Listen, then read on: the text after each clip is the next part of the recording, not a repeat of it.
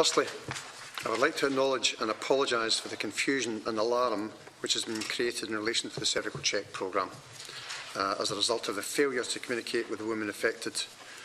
This failure has ultimately impacted on every female in Ireland, their families, their spouses and their children, irrespective of the original well-intentioned undertaking by the Cervical Check programme to conduct an audit of invasive cervical cancers and to communicate the results to the patients affected. The organisation, in that respect, both the Cervical Check and the HSE have failed by any measure. I want to sincerely apologise on behalf of the HSE and Cervical Check to the women and their families who have been directly affected by what has happened, and to all the women of Ireland who have been understandably frightened and concerned by what they have read and heard. We must learn lessons from what has happened.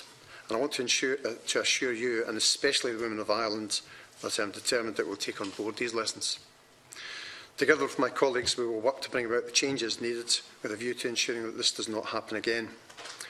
The Cervical Check programme is vital to women's health, and we must clearly understand the mistakes that have been made and how we can learn from these and restore confidence in this life-saving public health programme.